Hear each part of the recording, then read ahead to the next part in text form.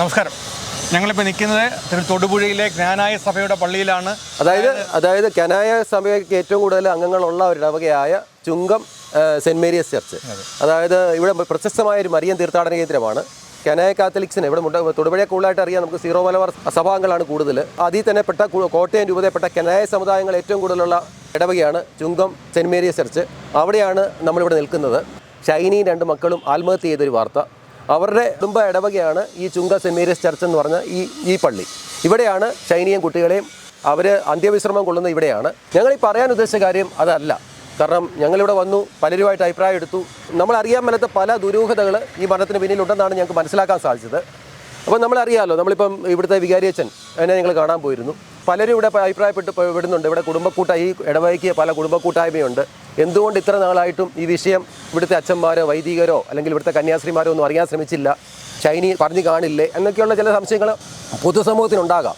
പക്ഷേ ഇവിടെ ഫാമിലി കൂട്ടായ്മയും ഒക്കെ ഉണ്ടെന്നാണ് ഞങ്ങൾക്ക് അറിയാൻ പറ്റുന്നത്. ഇവിടുത്തെ പഞ്ചായത്ത് പ്രസിഡന്റ് തന്നെ ഷൈനിയുടെയും കുടുംബത്തിൻ്റെയും വാർഡ് മെമ്പറും കൂടിയാണ്. അതായത് തോമസ് സാർ, അറിയാം, നമ്മൾ പരിചയപ്പെട്ടായിരുന്നല്ലോ. അദ്ദേഹം ഇവിടുത്തെ അവരുടെ വാർഡ് മെമ്പറും കൂടിയാണ്. അദ്ദേഹവും ഈ ഇടവകയിൽപ്പെട്ട ആളാണ്.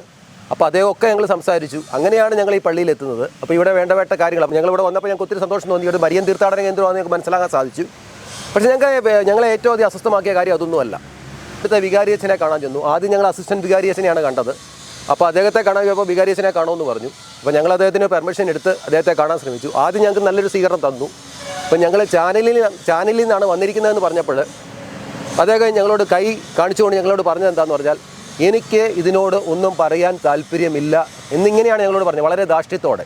ഇല്ല, ഞങ്ങൾ പറയാൻ കാരണം ഷൈനിയും കുട്ടികളും 6 പ്രാവശ്യം, ഷൈനി അവിടെ ചെന്നതിന് ശേഷം എത്ര ബന്ധപ്പെട്ടെന്ന് അറിഞ്ഞുകൂടാ, മൊത്തം 6 പ്രാവശ്യത്തോളം ഇവിടുത്തെ വികാരിയച്ഛനെ നേരിട്ട് കണ്ട് ഈ പ്രശ്നത്തിൽ ഇടപെടണം, എന്നെ മർദ്ദിക്കുന്നുണ്ട് എന്ന കാര്യങ്ങൾ പറയുമ്പോൾ ഞാൻ അവനെ വിളിക്കാമെന്ന് പറയും. അടുത്ത ദിവസം പിന്നെ വിളിക്കില്ല, അടുത്ത പ്രാവശ്യം ചെന്ന് തോർപ്പിക്കും, വീണ്ടും ചെയ്യില്ല. ഒടുവിൽ അവസാനം ഷൈനി പറഞ്ഞു, ഒന്നുകിൽ നമ്മൾ പറയുന്നതല്ല, ഇവിടെയോട് ഞങ്ങൾ പലരോടും അഭിപ്രായം ചോദിച്ചപ്പോൾ അവർ പറഞ്ഞ കാര്യമാണ്. ഈ ഇടവകയിൽ വന്ന് പലപ്പോഴായിട്ട് ഇങ്ങനെ ഒരു വിഷയം ഞങ്ങൾ ഷൈനി വന്ന് സംസാരിച്ചിട്ടുണ്ടെന്നും, അപ്പോൾ അച്ഛൻ ആദ്യം തന്നെ അവൾ കൊള്ളുകയില്ല എന്നാണ് ആദ്യം ഇതിനെപ്പറ്റി പറയാൻ ചെല്ലുന്നവരോട് പറയുന്നതെന്നുമാണ് പറഞ്ഞത്.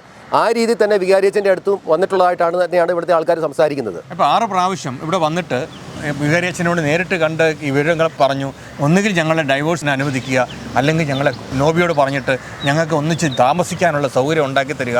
ഈ 2 കാര്യങ്ങൾ പറഞ്ഞിട്ട് ചെയ്യാമെന്ന് പറഞ്ഞല്ല, ഒരു പ്രാവശ്യം പോലും ചർച്ച നടത്തില്ല. ഒരു പ്രാവശ്യം പോലും അവരെ വിളിച്ച് ചോദിച്ചില്ല. അവനെ വിളിച്ച് ചോദിക്കാമെന്ന് പറയും, ചോദിക്കില്ല. കാരണം അവരുടെ സഭയിലെ തന്നെ അച്ഛനുണ്ട് 2 കന്യാസ്ത്രീകൾ, അതായത് നോബിയുടെ പിതാവിൻ്റെ 2 സഹോദരിമാർ കന്യാസ്ത്രീകളാണ്. ഇവരാണ് ഇതിനെ നിയന്ത്രിച്ചുകൊണ്ടിരുന്നത്. അതുകൊണ്ട് തന്നെ മറ്റുള്ളവരുടെ പ്രശ്നങ്ങളിൽ ഒക്കെ ഇടപെടുന്ന ഈ വികാരി ഈ ഷൈനിയുടെ പ്രശ്നത്തിൽ തികച്ചും ഒരു നിഷ്ക്രിയമായ ഒരു നിലപാടാണ് സ്വീകരിച്ചത്. അതുകൊണ്ടാണ് ഇവർക്ക് ഇങ്ങനെ ട്രെയിനിൻ്റെ മുന്നിൽ ചാടി ആത്മഹത്യ ചെയ്യേണ്ടി വന്നത്. അദ്ദേഹത്തിന് പറയാൻ കഴിയില്ല. കാരണം ഞങ്ങൾ അദ്ദേഹത്തോട് ചോദിച്ച കാര്യം ഇതാണ്, സഭയെ ചവിട്ടിത്തേക്കപ്പെടുന്നുണ്ടല്ലോ, അതിനെ സംബന്ധിച്ച് എന്തെങ്കിലും പറയാനുണ്ട്? എനിക്ക് ഒന്നും പറയാനില്ല. ഇങ്ങനെയാണ് കൈകെട്ടി അദ്ദേഹം നമ്മളോട് സംസാരിച്ചത്. അപ്പോൾ വളരെ ധാർഷ്ട്യത്തോടെ ഞങ്ങൾ നാട്ടുകാരോട് ചോദിക്കുമ്പോൾ പറയും, അതെങ്ങനെയാണ് അവരുടെ 2 കന്യാസ്ത്രീകളില്ലേ, ഒരച്ഛനില്ലേ, അവർ പറയത്തില്ലേ ഞങ്ങൾ ഈ കേസിൽ ഇടപെടണ്ട, അത് ഞങ്ങളുടെ കുടുംബ പ്രശ്നമാണ്, ഞങ്ങൾ തീർത്തോളാം എന്ന് പറയുമ്പോൾ അവരെങ്ങനെ ഇടപെടും എന്നാണ് ചോദിക്കുന്നത്. ഒരാളോട് സംസാരിക്കുമ്പോൾ അദ്ദേഹം പറയുന്നുണ്ടായിരുന്നു, ഒരു പള്ളി അല്ലെങ്കിൽ ആ പള്ളിയിലെ വികാരി ആരുടെ കൂടെയാണ് നിൽക്കേണ്ടത്? എളിയവനോട് കൂടി വേണം നിൽക്കാൻ. കാരണം ഇവിടെ യേശുക്രിസ്തു പഠിപ്പിച്ച മാർഗ്ഗം അത് തന്നെയാണ്. നോബിയും ജ്യേഷ്ഠനായിട്ടുള്ള പിതാവ് 2 കന്യാസ്ത്രീകൾ ഒരു സൈഡ് നിൽക്കുമ്പോൾ ഇവിടെ ഷൈനിയും 2 കുഞ്ഞുങ്ങളും മാത്രം തൊഴുകയ്യോടെ നിൽക്കുമ്പോൾ ഷൈനിയുടെ കൂടെ നിൽക്കേണ്ട വികാരിയച്ഛൻ അത് ചെയ്തില്ല. അതുകൊണ്ട് ഈ വികാരിയച്ഛന് വളരെയധികം പങ്കുണ്ട്. അത് ചൂണ്ടിക്കാണിക്കാൻ നിവൃത്തിയില്ല. ഞങ്ങളിവിടെ പറയുമ്പോഴൊക്കെ അവരെല്ലാം ഞങ്ങളോട് പറയുന്നത്, പക്ഷേ ഇവരൊക്കെ ഈ പള്ളിയുടെ ഇടവകയിൽ അങ്ങനെ അനുസരണയുള്ള കുഞ്ഞാടുകളായിട്ട് നിൽക്കുന്നത് കൊണ്ട് അവർക്കൊന്നും ഇത് പുറത്ത് പറയാൻ കഴിയില്ല.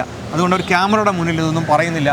പക്ഷേ ഈ നമ്മളത് മനസ്സിലാക്കേണ്ടതെന്ന് പറഞ്ഞാൽ, വികാരിയച്ഛൻ്റെ കാര്യം പറയുമ്പോൾ യേശുക്രിസ്തുവിനെ പറ്റി നമ്മൾ മനസ്സിലാക്കണം.